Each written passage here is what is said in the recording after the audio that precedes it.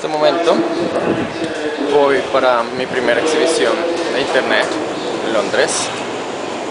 Estoy muy contento porque voy a ver todo lo que aprendí en estos 3 semanas de internet,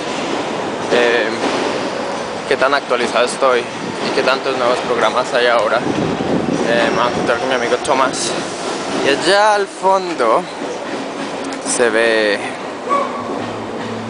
EARL'S COURT Exhibition Center. Lo mejor de todo es que es gratis.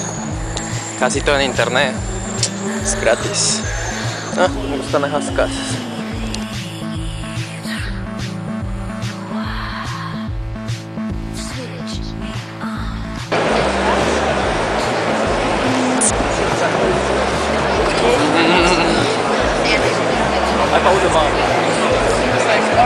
So, let's see how many people is interested in the internet.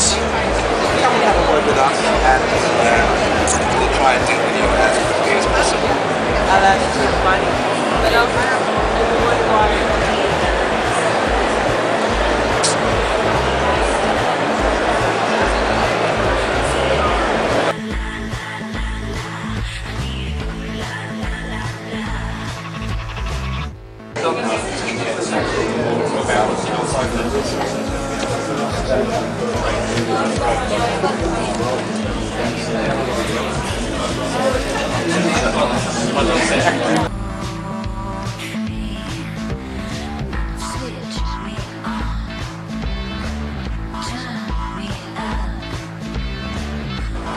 So you've got to manage these really well, not just the links out, but you've got people to links in. So what am I going to try and encourage to link into my community site? And most importantly, when they do link in, what am I going to tell them to tag that link with?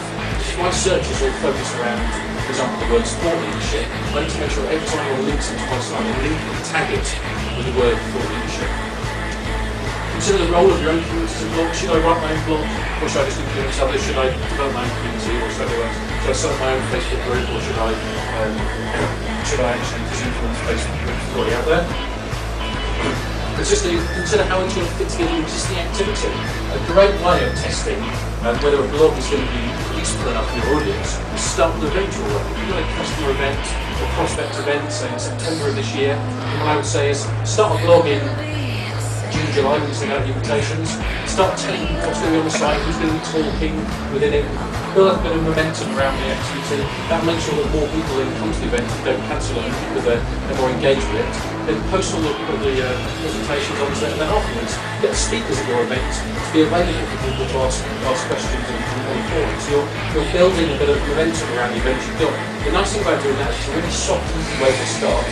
If it doesn't work and nobody responds, you can close it down at the end of the event and say, well, I tried it, it didn't really work, I've lost any face. Because if you set up a big forum on your website and nobody responds, you can look an idiot if there's no comments that post on it, for example. And you can just test out with each event, work out what works, and then launch something bigger later on. And then finally, obviously, you'll work out how you're going to measure it, which again is another whole topic in itself. I want you to kind of focus on this in terms of your kind of engagement with those evangelists you've got. One of the most important decisions you need to make, and people rarely will think this through, is kind of what am I going to stand for, and how am I going to behave in other people's sites. And I'm going to exaggerate these 3 different ways of doing it just to bring a point out.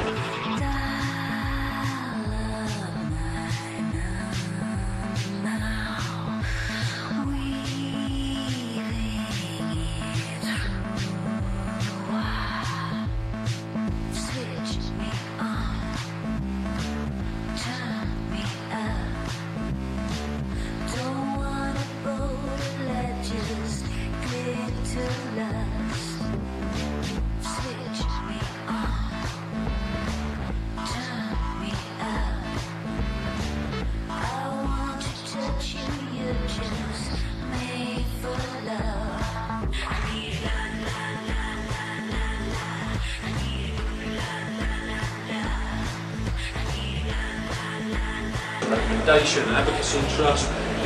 What does Nick think is interesting, and what do other people want to see? Which group am I going to join Why should other people join them, for example?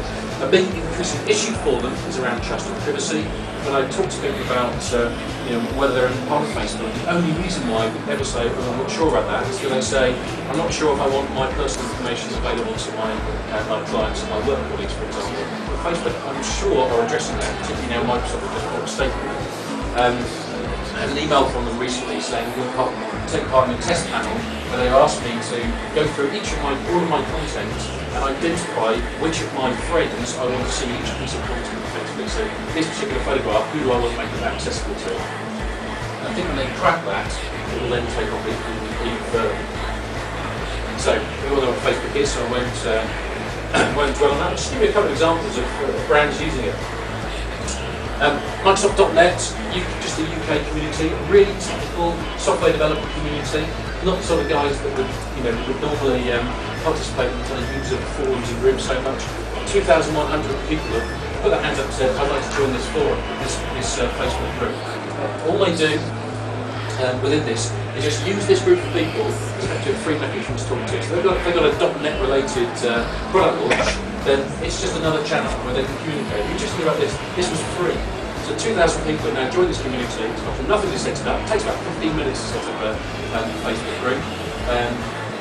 It's completely free to do, and people start joining it. And the way they join is the viral effect. What happens is one software developer joins it, and then on his news section, on the listing all the updates for his friends will do, all of his friends will say, oh look, Nick Baggett has joined the Peter Kay Appreciation Society group, and then the other friends will go, oh, Peter Kay, I like him too, I'll go and join that, for example. And it's that kind of viral effect that makes more and more people join. And what they've now got is this community of people who they know are super interested they can talk with. Hillary Clinton's site, earlier on I showed the Hillary Clinton website as being the best example of the most important websites at the moment. Hillary's Facebook group is a good example of that. She's got 146,000 people that have joined voluntarily into her Facebook group. These are people who, she can, every time there's a message, so for example when they run in Pennsylvania the other day, next morning I get a message through in my inbox saying, thanks for your support in Pennsylvania, this is the latest videos available on YouTube, go and watch it, or whatever the message she wants to get to. But she's now got a way of communicating with all her loyal customers for zero cost. And they put their hands up. Now the downside of Facebook, of course, is while she's got 146,000 who love her, she's got 63,000 people who don't love her. Who joined the We Defeat Communism group, the anti-Hillary Clinton president group. So again, that's what I'm saying. Go onto Facebook and have a look at what's happening. You're amazed.